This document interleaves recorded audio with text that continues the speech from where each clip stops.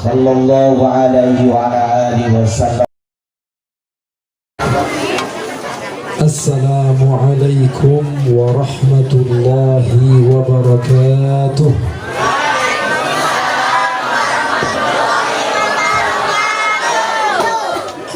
Alhamdulillah, nahmaduhu wa nasta'inuhu wa nastaghfiruh wa na'udzu billahi min shururi anfusina wa min sayyiati a'malina.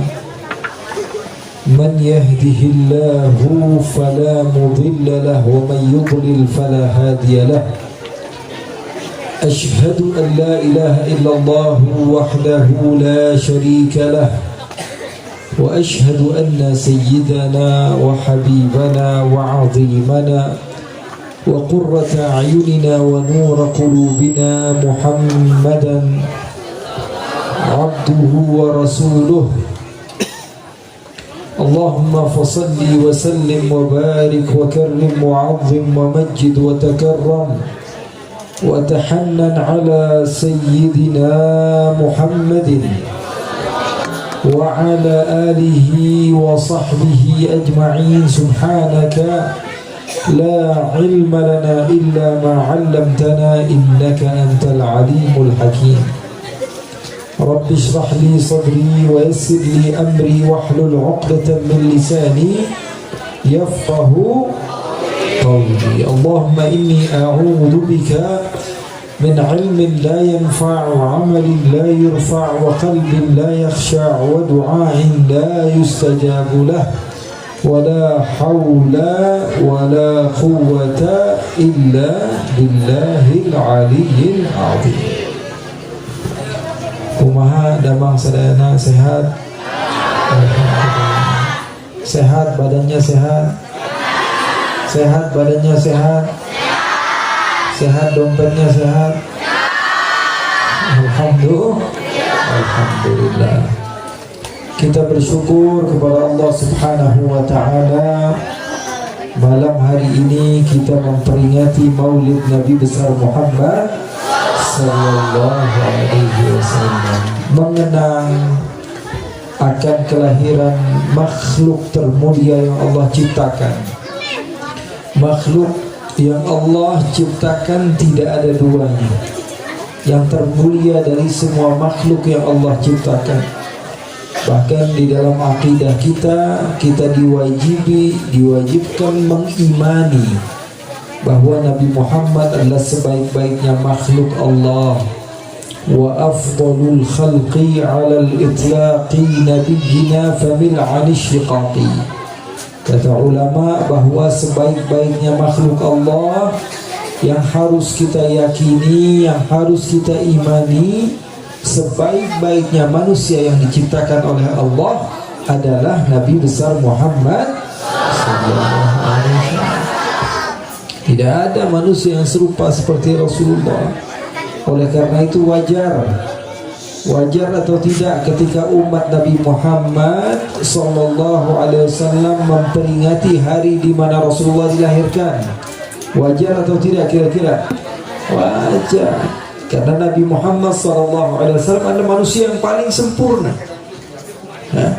Nabi Muhammad manusia yang Allah ciptakan yang paling sempurna,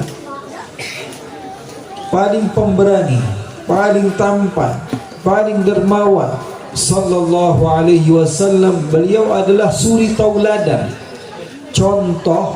Kalau contoh ya tentu yang paling terbaik, sehingga orang yang mencontoh bisa meniru apa yang dilakukan oleh makhluk yang Allah subhanahu wa ta'ala ciptakan dari makhluk yang terbaik ini.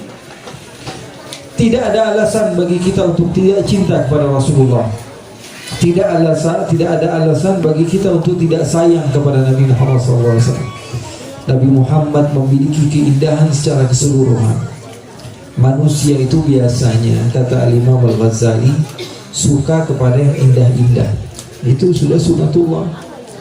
Wajar kalau manusia suka sama yang indah-indah, yang bagus-bagus, yang baik-baik. Cowok ngeliat cewek cakep suka nggak kira-kira? Suka. Cewek ngeliat cowok ganteng suka nggak kira-kira? Suka. Bener. Ya. Orang yang melihat orang yang sahabatnya yang selalu melakukan kebaikan kepadanya, suka atau tidak? Ya suka. Memiliki satu kelebihan saja membuat manusia itu suka. Itu umumnya manusia. Kalau ada orang memiliki satu kelebihan akan membuat dia semakin suka kepada orang tersebut. Contoh, secara fisik orang ini jelek sekali. Ya, dari postur tubuh, mukanya jelek, semuanya papalatak lah pokoknya. Ya. Tapi setiap hari memberikan kepada kita uang 1 juta, setiap hari 1 juta nih. Kira-kira mukanya jadi ganteng nggak? Berubah seketika. Kenapa? Karena dia melakukan kebaikan kepada kita. Jadi walaupun seseorang itu memiliki fisik yang kurang, tapi karena dia senantiasa memberikan kepada kita kebaikannya, maka kita tidak akan pernah bosan untuk duduk bersama dia. Itu umumnya manusia begitu. Ya. Sekarang begini, kalau ada orang yang dia juga kita katakan dia wajahnya biasa-biasa saja, sudah keriput, istilahnya sudah tua sekali, sudah sepuh, sudah tidak enak lagi untuk dipandang, tapi dia seorang ulama, seorang kiai, seorang yang memberikan fatwa, seorang yang memiliki keberkahan, pasti setiap orang akan datang mendekati dia, kemudian mencium tangannya. Tuh lihat, setiap orang memiliki kelebihan, maka manusia akan suka kepadanya. Ada orang yang sombong tapi mukanya ganteng, masih ada yang bisa dijual. Atau orangnya jelek tapi orangnya melakukan kebaikan, masih ada yang bisa dijual. Bayangkan Rasulullah SAW adalah keindahan secara seutuhnya. Orang yang paling baik Nabi Muhammad, orang yang paling tampan Nabi Muhammad, orang yang paling pemberani Nabi Muhammad Sallallahu Alaihi Wasallam. Jadi gak ada alasan banget kalau kita tidak cinta kepada Rasulullah, gak ada alasan sama sekali. Susah gitu. Mau cari alasan buat tidak cinta kepada Rasulullah susah. Makanya saya katakan, mengadakan acara-acara seperti ini sebenarnya tidak perlu kepada dalil yang sahih, tapi diperlukan kepada hati yang sahih, hati yang bersih, hati yang suci, hati yang melihat sebagaimana manusia secara umumnya melihat.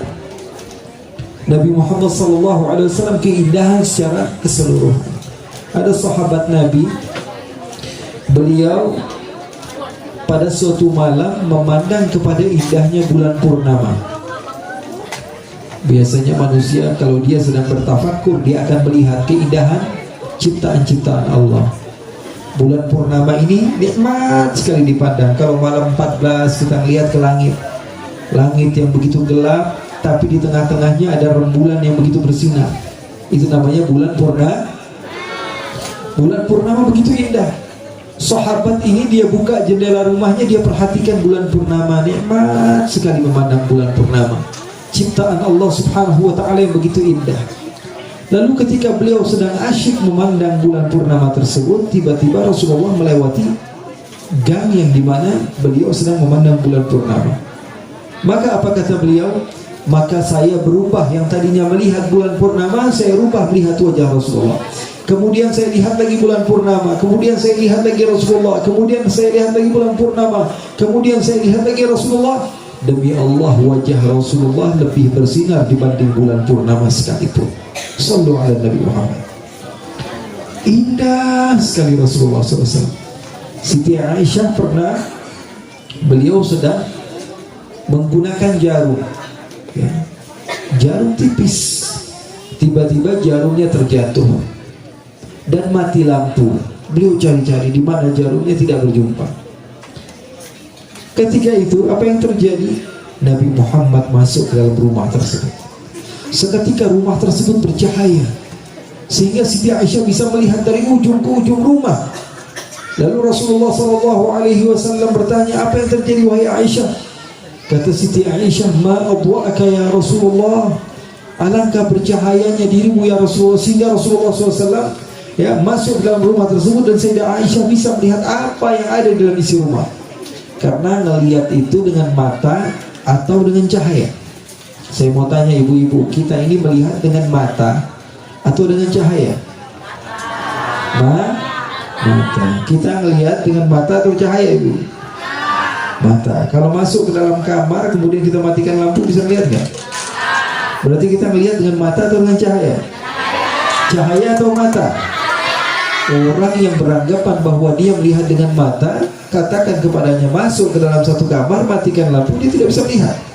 Artinya kita ini melihat bukan dengan mata, tapi karena ada cahaya di sekitar kita, kita bisa melihat. Bayangkan Rasulullah adalah cahaya yang sempurna. Sampai dikatakan ya badratim, Nabi Muhammad adalah bulan purnama yang sempurna. Sehingga Siti Aisyah mengatakan, alangkah indahnya wajahmu ya Rasulullah, alangkah bercahayanya dirimu ya Rasulullah. Maka Rasulullah katakan, wahai Aisyah, sesungguhnya orang yang paling celaka adalah orang yang kelak di hari kiamat tidak bisa melihat wajahku. Makanya jangan sampai kita tidak melihat wajah Rasulullah, maka kita akan termasuk orang-orang yang celaka di akhirat kelak. Kalau di dunia kita tidak mau untuk mengingat Rasulullah, menyebut nama Rasulullah, tentu di akhirat kita tidak akan berkumpul dengan Rasulullah. Maka dari itu, ya, kita punya daerah, kita punya wilayah, kita punya kampung, kita punya desa, alhamdulillah, memperingati hari kelahiran Nabi Muhammad SAW adalah bukti nyata bahwa kita juga berusaha untuk supaya mata kita kelak di akhirat memandang kepada Nabi besar Muhammad sallallahu alaihi wasallam. Kata Imam Al-Ghazali tadi, manusia itu umumnya suka kepada keindahan, dan Nabi Muhammad adalah keindahan secara keseluruhan. Paling baik, Nabi Muhammad paling baik. Sampai-sampai pernah Rasulullah SAW mendapatkan harta yang banyak sekali untuk dibagikan kepada umat Islam. Kata Nabi Muhammad salat Isya, kata Nabi Muhammad selepas salat Isya, Rasulullah salatnya di masjid. Rasulullah SAW salat bersama sahabat-sahabatnya di masjid. Rasulullah SAW mengajak semua umat untuk terus-menerus menjaga masjid. Dan Rasulullah katakan bahwa di antara golongan yang Allah Subhanahu wa Ta'ala akan berikan naungan di mana tidak ada naungan kecuali naungan Allah pada saat itu adalah orang-orang yang memiliki hati yang terus-menerus berada di masjid. Nabi Muhammad salat Isya. Selepas salat Nabi Muhammad berkata, besok habis salat subuh saya mau bagi-bagi harta di masjid. Ayo yang mau datang silahkan. Tahu-tahunya biasanya masjid penuh. Ini bukan hanya sekedar penuh, tapi sampai keluar-luar. Karena tahu mau bagi-bagi uang, mau bagi-bagi harta. Akhirnya Rasulullah melihat, wah banyak sekali, kata Rasulullah. Kata Rasulullah, sesungguhnya kalau kalian memiliki dunia saya tidak masalah, tapi kalau dunia tersebut, harta tersebut sudah masuk ke dalam hati, itu baru masalah. Kalau kita punya uang, ya memang kita perlukan uang.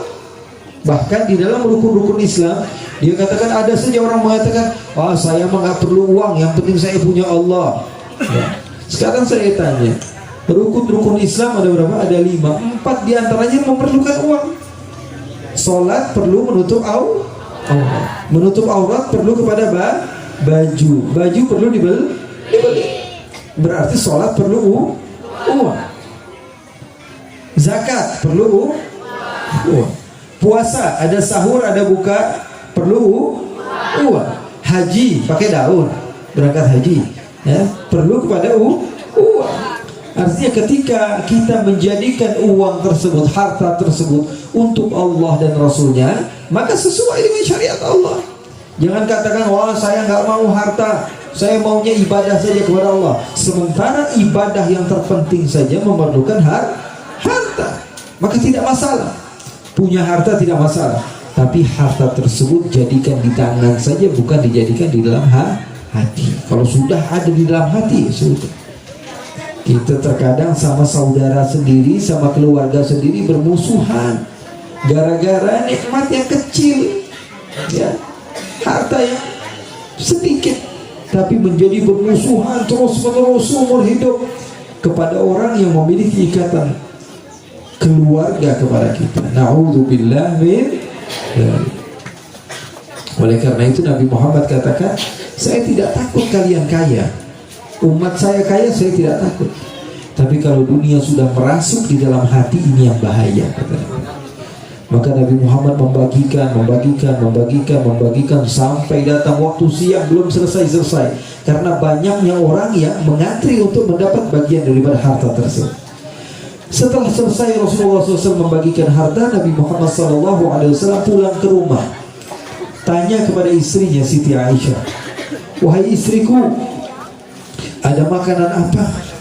Kata Siti Aisyah, "Wahai Rasulullah, kita juga sebenarnya dari tadi nunggu Rasulullah pulang untuk meminta uang, karena kita gak punya apa-apa di rumah." Kata Rasulullah apa? Lihat Rasulullah dermawannya begitu luar biasa.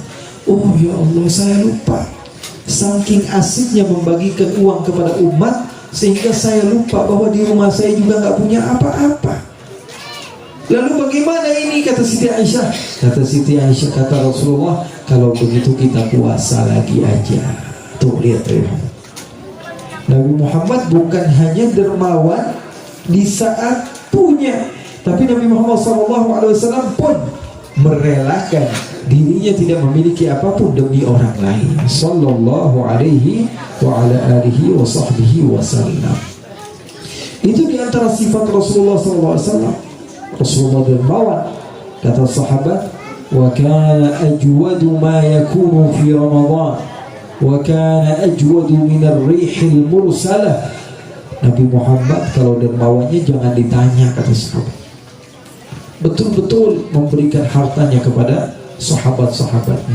Padahal Nabi Muhammad SAW bisa saja kita, kalau Rasulullah mau, Rasulullah bisa menjadi orang yang kaya raya. Malaikat datang kepada Nabi dan mengatakan, "Ya Rasulullah, Allah perintahkan saya untuk merubah gunung menjadi emas untuk." Kalau kita kira-kira ya mendapat tawaran seperti itu, mau atau tidak? Ya, ditawarin jangan banyak-banyak deh, ditawarin 10 juta aja berebut kita ya. Ini ditawarkan gunung menjadi emas. Kata Nabi Muhammad, "Saya tidak mau." Lalu apa yang kau inginkan wahai Muhammad? Kata Nabi Muhammad, "Bal aju'u yawman wa ashba'u yawman." Saya pengen lapar satu hari, kenyang satu hari. Kalau saya lapar saya bisa minta, kalau saya kenyang saya bisa bersyukur. Nabi Muhammad hebat kan? Kalau saya lapar saya bisa minta, kalau saya kenyang saya bisa bersyukur. Karena manusia kalau tidak pernah merasakan lapar, bagaimana mungkin dia bisa bersyukur kepada Allah Subhanahu wa ta'ala? Bagaimana mungkin dia bisa bersabar? Dan manusia kalau tidak pernah merasakan rasa kenyang, mana mungkin dia bisa bersyukur kepada Allah? Nabi Muhammad menggabungkan antara keduanya. Ada saatnya lapar, ada saatnya kenyang.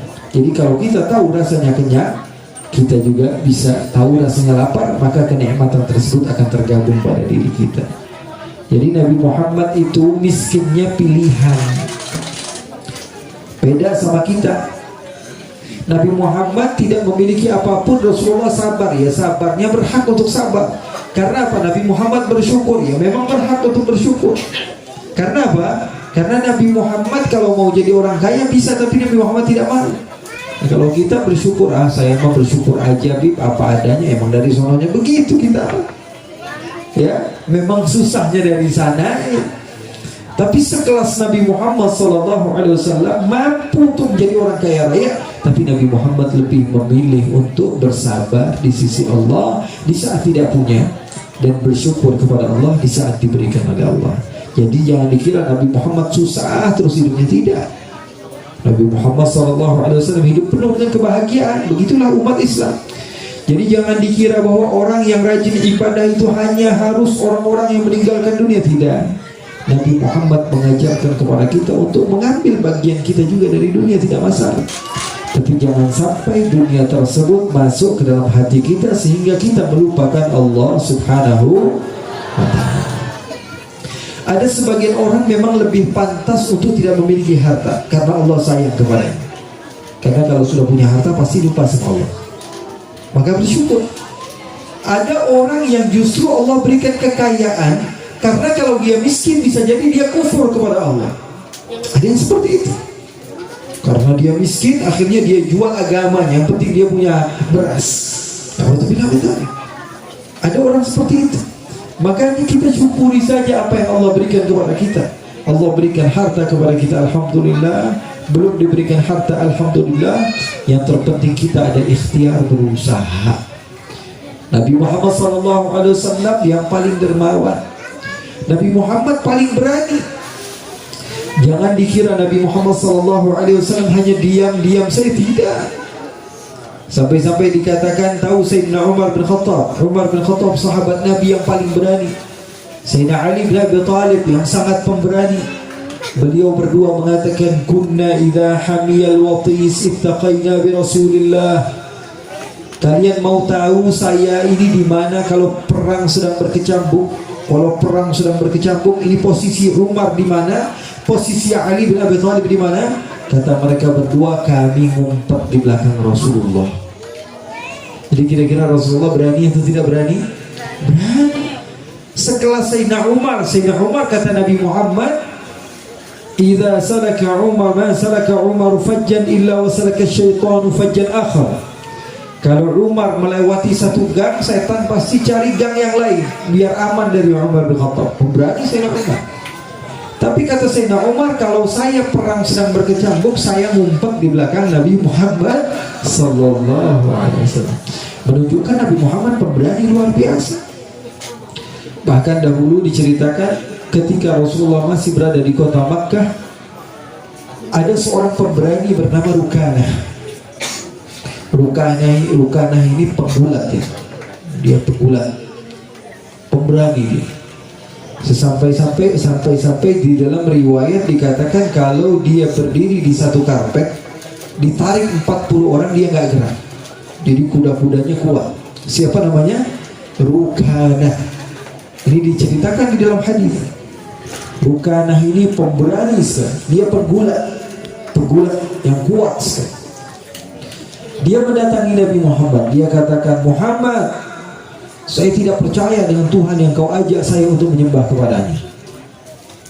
Sekarang kalau kamu ingin membuktikan bahwa Tuhan kamu maha benar, ayo dua lawan saya, 1 lawan 1. Kata Nabi Muhammad, ayo. Kata Rukanah, kalau kamu berani, kita disaksikan oleh orang ramai. Ini Rukanah ini, dia juara Smackdown ya. Selalu juara dia.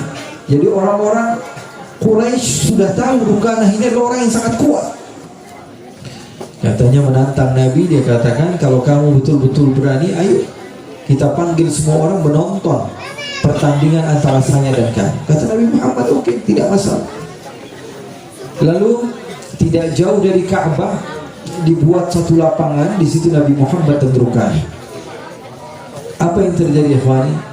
Rukanah mendekat kepada Rasulullah, lalu Rasulullah ambil lehernya, diangkat lalu dibanting. Diambil lehernya oleh Rasulullah SAW, diangkat kemudian terjatuh Rukanah. Rukanah tidak percaya. Ini orang kalau berdiri ditarik 40 orang nggak jatuh. Bayangkan Nabi Muhammad mengangkat lehernya, dicekik kemudian dijatuhkan. Tidak percaya. Wahai Muhammad, saya tidak percaya, saya mau coba sekali lagi. Dicoba sekali lagi, diangkat lagi sama Nabi Muhammad, dijatuhkan. Sampai 3 kali, sehingga dia bersaksi bahwa tiada Tuhan selain Allah dan Nabi Muhammad adalah utusan Allah. Ini menunjukkan bahwa Nabi Muhammad adalah makhluk yang sangatlah pemberani. Kalau ketampanan Nabi Muhammad jangan tanya. Siti Zulaikha, tahu Siti Zulaikha? Yang pernah menawarkan dirinya kepada Nabi Yusuf. Nabi Yusuf ini tampan sekali katanya. Tapi kata ulama, kalau dibandingkan dengan Nabi Muhammad tidak ada apa-apanya Nabi Yusuf. Bahkan sekelas Nabi Yusuf. Nabi Yusuf tampan sekali. Sampai-sampai Siti Zulaikha naksir sama Siti Zulaikha ini sudah berumur. Usianya ketika itu sudah 40 tahun. Tapi menaksir sama anak yang usianya masih belasan tahun. 17 sampai 18 tahun. Nabi Yusuf masih sangat muda. Tapi karena keindahan Nabi Yusuf yang begitu luar biasa, akhirnya Siti Zulaikha diomongin sama orang. Ya biasa emak-emak ya, kalau ngelihat ada kayak kejadian aneh langsung di belakang ngomongin semua. Tuh lihat Zulaikha, masa demen sama anak kecil, anak muda. Siti Zulaikha dengar ucapan tersebut sampai kepadanya, dia nggak kuat. Akhirnya apa yang dilakukan oleh Siti Zulaikha? Ibu-ibu yang biasa nongkrong ngomongin dia diajak ke rumahnya. Apa yang dilakukan oleh Siti Zulaikha? Diajak untuk minum-minum, makan-makan, dan disediakan apa? apel dan pisau. Ketika mereka sudah siap untuk memakan apel dan memotong apel tersebut dengan pisau, Nabi Yusuf disuruh datang untuk membawa minuman. Nabi Yusuf lewat, mereka memotong apel. Yang dipotong bukan apel tapi jemari mereka. Sakit atau tidak sakit? Motong jari sakit atau tidak sakit? Kata ulama ahli Quran, mereka mengatakan ibu-ibu tersebut ketika memotong jemari mereka, mereka tidak merasakan sakit. Kenapa? Karena nikmatnya mata mereka memandang kepada keindahan Nabi Yusuf. Percaya atau tidak? Motong tangan tapi nggak sakit. Percaya atau tidak, Bu? Motong tangan tapi nggak sakit. Percaya atau tidak? Tidak percaya. Sekarang saya jelaskan. Kalau manusia itu, kalau dia mendapatkan satu nikmat dan satu musibah, dia akan merasakan nikmat atau musibah yang lebih besar. Tergantung musibah atau nikmat yang lebih besar. Contohnya, mereka ketika itu memotong tangan mereka, tapi mata mereka memandang kepada kenikmatan yang lebih besar, sehingga mereka melupakan bahwa tangan mereka sedang sakit. Masih belum sampai. Sekarang saya contohkan. Ada bapak-bapak punya utang sekitar 10 juta. Pusing atau tidak kira-kira? Liar atau tidak kira-kira? Tiap hari ditagih. Pak, bayar hutangnya 10 juta. Pusing gak kira-kira? Ngelihat teman ngomongin lagi, Kang, tadi ada orang yang nyari Akang, katanya punya hutang 10 juta ya. Sekampung tahu kalau dia punya hutang 10 juta. Akhirnya dia pengen istirahat. Pulang ke rumahnya ketemu istrinya, dibilangin lagi, Kang, tadi saya dicariin orang-orang, ditanya kita harus bayar utang 10 juta. Terus kemana-mana. Di dalam telinga-telinganya, di telinganya hanya terngiang-ngiang utang 10 juta. Kira-kira bingung atau tidak? Pusing atau tidak? Pusing. Akhirnya dia keluar rumah, jalan, cari jalan keluar. Tapi nggak ada orang yang mau pinjamkan uang. Akhirnya dia berjalan, kakinya terkena duri. Sakit atau tidak? Sakit. Kalau nggak punya utang aja kena duri sakit, apalagi lagi punya musibah kakinya kena duri. Kira-kira tambah sakit atau tidak? Tambah sakit. Ketika kakinya sedang sakit, ini saya ngajak berpikir semuanya. Ketika kakinya sedang sakit, tiba-tiba dari belakang temannya datang. Kang, kemana aja? Memangnya kenapa? Saya cari Akang kemana-mana. Emangnya ada apa? Saya sudah semenjak lama nazar, katanya. Nazar apa? Rumah saya kalau laku saya mau kasih Akang 50 juta. Kira-kira kakinya masih sakit nggak? Kira-kira kakinya yang kena duri masih sakit atau tidak? Tidak. Karena di dalam pikiran dia 10 juta bisa dibayarkan hutang, masih ada 40 juta untuk masuk ke dalam kantongnya. Kira-kira masih ada waktu atau tidak untuk menyakitkan rasa yang ada pada kakinya? Sudah tidak ada lagi. Contoh yang gampang, ketika ada satu kenikmatan dan satu musibah, nikmatnya lebih besar, maka musibahnya akan kita lupakan. Atau musibahnya lebih besar, nikmat yang sedikit akan kita lupakan. Contohnya, kita dapat uang ngaget 500.000, senang atau tidak? Nyampe ke rumah dengar ibu kandung kita meninggal. Kira-kira uang 500.000 tadi masih kita senang atau tidak? Lupa. Kenapa? Karena musibahnya lebih besar dari nikmat yang kita punya. Paham atau tidak? Sekarang masuk akal atau tidak? Al-Quran menceritakan bahwa ibu-ibu tersebut ketika memotong jemari mereka tidak merasa. Mereka hanya berucap, Hasya lillah, ma hadza bashara, in hadza illa malakun karim. Oh, luar biasa, ini bukan manusia, ini lebih hebat, lebih tampan dari malaikat sekalipun. Mereka lupa bahwa tangan mereka sudah terpotong-potong. Karena kenikmatan mata mereka memandang ketampanan yang ada di hadapan mereka, yaitu Nabi Yusuf alaihissalatu wassalam. Paham atau tidak? Kata ulama, andai saja yang dihadirkan ketika itu bukan Nabi Yusuf tapi Nabi Muhammad, maka hati mereka akan terpotong-potong sebelum mereka memotong jemari mereka. Nabi Muhammad gak bisa dibandingkan. Sampai-sampai penyair mengatakan, wa tamannat kullu muqatti'atin yadaha law tub'athu tashhaduhu. Mereka ibu-ibu yang memotong jemari mereka di hadapan Nabi Yusuf, berandai-andai dan memiliki cita-cita. Andai saja mereka hidup lagi, maka mereka akan berharap yang mereka pandang adalah Nabi besar Muhammad sallallahu alaihi wasallam. Nabi Muhammad sallallahu alaihi wasallam begitu indah. Nabi Muhammad sallallahu alaihi wasallam begitu pemberani. Nabi Muhammad sallallahu alaihi wasallam begitu dermawan. Andai saja satu sifat itu dimiliki seseorang, tentu orang tersebut sudah berhak untuk dicintai. Nah, ini Rasulullah memiliki semuanya. Oleh karena itu kita wajar kalau kita memperingati hari di mana Rasulullah sallallahu alaihi wasallam dilahirkan. Dan ini perintah dari Al-Qur'an. Allah perintahkan waf'alul khair, lakukan kebaikan. Ibu-ibu kumpul pada malam hari ini, kira-kira ini kebaikan atau bukan kebaikan? Dengarkan Al-Quran, dengarkan maulid Nabi, dengarkan salawatan, pujian-pujian kepada Nabi, dengarkan ceramah agama, semuanya kebaikan. Jangan dikira bahwa kita pulang dari majelis ini sudah selesai, begitu saja. Tidak. Kita akan mendapatkan pahala yang besar di sisi Allah. Pulang dari majelis jangan dikira wah sudah selesai program kita, urusan kita selesai. Tidak. Kita sudah menyimpan pahala di sisi Allah yang begitu besar. Dan bisa jadi dengan perkumpulan kita pada malam hari ini, Allah menyelesaikan masalah-masalah sulit kita yang pernah kita hadapi. Pulang ke rumah, yang punya hutang, Allah subhanahu wa ta'ala permudah untuk dibayar hutangnya. Yang masih jomblo, belum laku-laku, cepat laku. Ikut-ikut. Bapak-bapak pada ikut-ikutan ini. Ya, yang memiliki penyakit yang belum bisa sembuh, siapa tahu Allah subhanahu wa ta'ala mencintai Nabi Muhammad, dan tentu melalui pintu Nabi Muhammad SAW Allah akan berikan kemudahan kepada kita semua.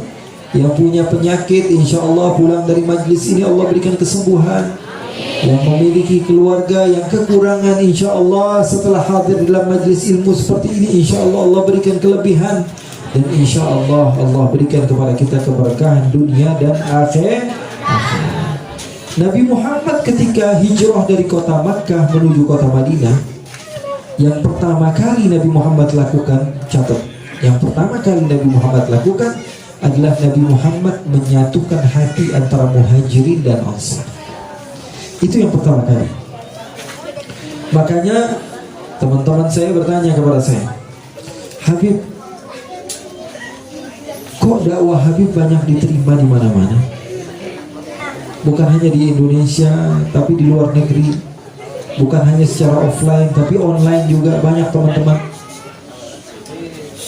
Apa yang menyebabkan bahwa dakwah ini bisa diterima? Saya katakan, sebarkan mahabbah, rasa cinta. Karena itulah metode dakwah Nabi Muhammad. Yang pertama kali didakwahkan oleh Nabi Muhammad SAW adalah cinta. Rasulullah datang ke kota Madinah dari kota Makkah. Rasulullah saudarakan fulan, saudaranya fulan, fulan, saudaranya fulan. Setelah ada rasa mahabbah, rasa cinta, baru Nabi Muhammad membangun masjid. Karena setiap orang yang saling cinta mencintai perlu kepada tempat, perlu kepada satu tempat. Seseorang sudah mencintai Allah, maka perlu kepada tempat dia untuk menyembah kepada Allah. Setelah membangun masjid, baru ada peraturan-peraturan. Jadi 3 hal ini yang pertama kali dilakukan oleh Nabi. Kalau kita ditanya atau kita ingin ajarkan kepada keluarga kita, apa yang pertama kali Nabi Muhammad lakukan di kota Madinah? Yang pertama, Nabi Muhammad menyatukan hati. Yang kedua, Nabi Muhammad membangun masjid. Yang ketiga, Nabi Muhammad SAW baru membuat program-program ataupun piagam Madinah yang dikenal oleh sebagian kalangan. Kapan diadakannya program-program, peraturan-peraturan dan lain sebagainya? Setelah adanya masjid. Makanya masjid adalah tempat yang paling tepat untuk menyatukan hati kita. Kita punya masjid atau kita sedang membangun masjid, ya kita saling bantu-membantu. Bagaimana caranya supaya umat bersatu? Kita sudah capek dengan perpecahan, kita sudah bosan dengan pertikaian. Ayolah, umat sudah semakin dewasa, ya, insya Allah, khususnya orang-orang yang ada di daerah sini, insya Allah Allah subhanahu wa ta'ala satukan hatinya. Allah subhanahu wa ta'ala berikan kepada kita semua, ya, kenyamanan di dalam beribadah. Tidak masalah kalau berbeda, ya, kalau berbeda hanya cara saja tidak masalah. Nah, beda Ada satu orang yang sholat subuhnya pakai kunut, ada satu orang sholat subuhnya nggak pakai kunut, nggak masalah. Yang salah nggak sholat subuh ribut terus. Paham atau tidak? Tidak masalah. Kalau bulan Ramadan sholatnya ada yang ya berapa rakaat? 20 rakaat, ada yang 11 rakaat, ada yang 36 rakaat, tidak masalah. Ya, perbedaan tersebut tidak masalah. Yang masalah adalah orang yang suka menyalahkan satu sama lain. Itu saja masalah. Ya, karena setiap orang memiliki cara. Sering saya contohkan, 5 tambah 5 sama dengan 4 tambah 6 sama dengan 7 tambah 3 sama dengan sama-sama 10. Caranya berbeda tapi hasilnya sama. Yang paling benar mana? 4 tambah 6 atau 5 tambah 5? Sama-sama betul. Ya. Kita tidak bisa mengatakan bahwa ini yang paling benar, tidak. Ya. Oleh karena itu sudahlah ya, umat sudah semakin dewasa. Ada yang ingin memperingati Maulid Nabi, nggak masalah. Yang tidak mau memperingati Maulid Nabi, mereka punya cara sendiri untuk mencintai Nabi Muhammad SAW, pun tidak masalah. Yang masalah yang suka ribut aja tuh, itu masalah tuh. Ngelihat orang memperingati Maulid Nabi dia marah, atau ngelihat orang yang tidak memperingati Maulid Nabi dia marah-marah. Ini yang jadi masalah. Jadi kita sekali lagi semakin dewasa, ya, khususnya orang-orang yang ada di sekitar kita, kita kasih pemahaman bahwa ya memperingati Maulid Nabi Muhammad SAW tidak keluar dari jalur Al-Quran dan jalur Sunnah Nabi besar Muhammad Sallallahu Alaihi Wasallam. Ibu-ibu yang dimuliakan oleh Allah dan bapak-bapak yang dimuliakan oleh Allah Subhanahu wa Ta'ala, ya, dengan adanya peringatan Maulid Nabi Muhammad SAW seperti ini, kita bisa kenal ya, siapa Nabi Muhammad, bisa cinta kepada Nabi Muhammad dengan pengenalan. Bohong kalau orang mengatakan saya mengikuti Nabi tapi tidak kenal kepada Nabi. Sama seperti orang yang mencintai seseorang tapi ketika ditanya siapa yang kamu cintai, dia bilang tidak tahu, ya itu namanya bohong. Saya suka banget sama si Markona gitu. Siapa si Markona? Ternyata gelo sih. Ketika dia mengatakan bahwa saya tidak kenal kepada orang yang saya cintai, ya bohong. Seseorang mengaku dirinya saya cinta sama Rasulullah, saya tanya neneknya Rasulullah namanya siapa? Nggak tahu ya. Kamu katakan kamu cinta sama Rasulullah, masa nama orang yang paling dekat dengan Rasulullah kamu tidak tahu? Nah ini kan aneh namanya. Makanya dengan berkah peringatan Maulid Nabi, setidaknya kita ada usaha untuk terus-menerus mau mengenal kepada Nabi Muhammad. Bayangkan kalau tidak ada peringatan Maulid Nabi, mungkin semua di antara kita tidak kenal kepada Rasulullah.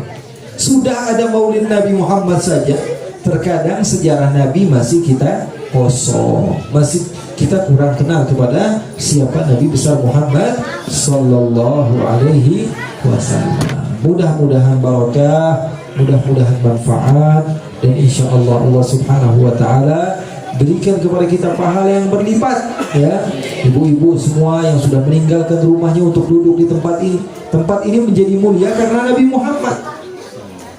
Saya katakan tempat ini menjadi taman surga karena Nabi Muhammad. Bayangkan malam hari ini kita mau duduk di tempat ini, besok kira-kira mau nggak duduk di sini? Besok mau nggak kira-kira duduk di sini? Nabi Muhammad bahkan jalanan saja dijadikan keberkahan. Satu orang berebut untuk duduk di depan, ada yang duduk di belakang, ada duduk yang di samping. Bayangkan kalau besok ada nggak yang mau duduk di depan jalan sini? Tidak ada. Tapi dengan berkah Nabi Muhammad SAW, Allah berikan keberkahan. Begitu juga ketika kita merasakan kenikmatan surganya Allah Subhanahu Wa Taala, tanpa kita rasa. Hal yang seperti itu sebenarnya biasa-biasa saja, tapi tidak masuk ke dalam otak pikiran kita. Sebegitu hebat Nabi Muhammad menjadikan jalanan saja seseorang berharap pahala dari duduk di jalanan, yang sekiranya besok kalau dia disuruh duduk di tempat tersebut dia tidak mau. Ya, jadi hebat sekali Nabi Muhammad SAW, magnetnya untuk kita supaya mencinta kepada beliau. Jadi saya berharap kepada Allah Subhanahu Wa Taala, mudah-mudahan Allah berikan keberkahan kepada kita semua. Dan saya jauh-jauh datang ke tempat ini sebenarnya dalam keadaan kurang sehat, jadi sambil ngomong sambil nahan sebenarnya rasa sakit. Mudah-mudahan Allah berikan keberkahan.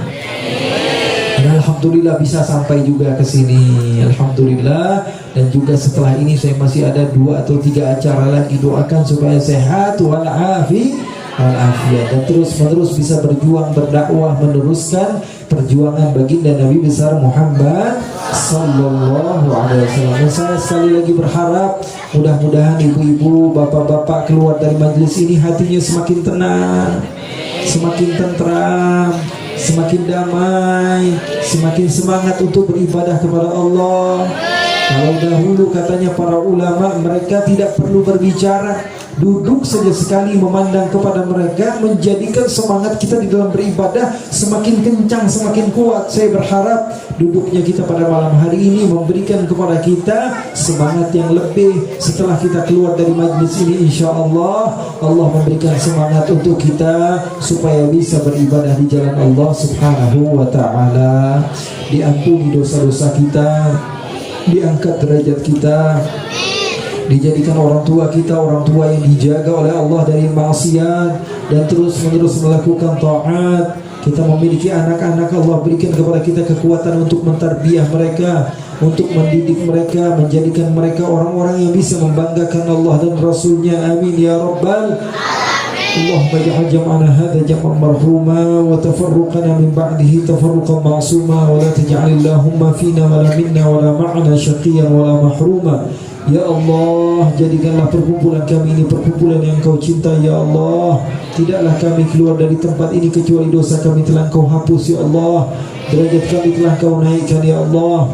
Ya Allah, kami kenal siapa diri kami ya Allah, yang penuh dengan dosa, yang penuh dengan maksiat ya Allah. Akan tapi kami memohon kepadamu ya Allah, semoga dengan perkumpulan ini kami diampuni dosa kami ya Allah. Ketika kami meminta di rumah kami, kami sadar diri bahwa kami adalah makhluk yang begitu hina, yang banyak melakukan dosa ya Allah.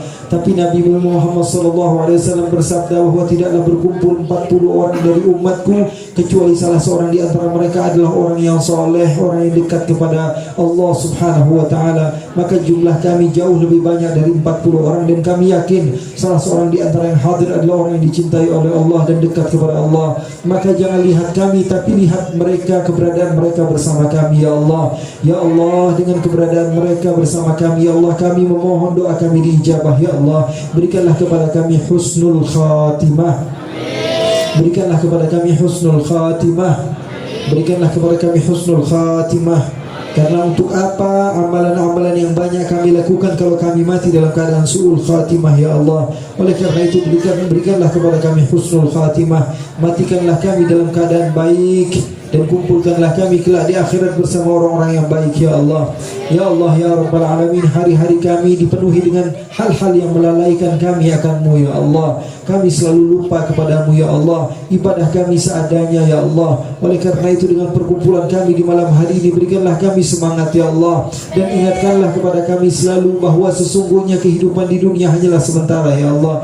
Ya Allah, kami sudah menyaksikan ya Allah kehidupan kami ya Allah. Di pagi hari mungkin kami tertawa, di sore hari kami sudah menangis lagi ya Allah. Ya Allah, di pagi hari kami merasa senang, di sore hari sudah sumpah lagi ya Allah, dan di malam harinya lagi sudah senang lagi ya Allah. Kami membuktikan bahwa kehidupan di dunia ini hanyalah sementara dan semuanya hanyalah tipu daya ya Allah. Berikanlah kepada hati kami kebahagiaan yang hakiki, kebahagiaan di sisimu ya Allah, mengenal kepadamu ya Allah, dan matikanlah kami dalam keadaan husnul khatimah.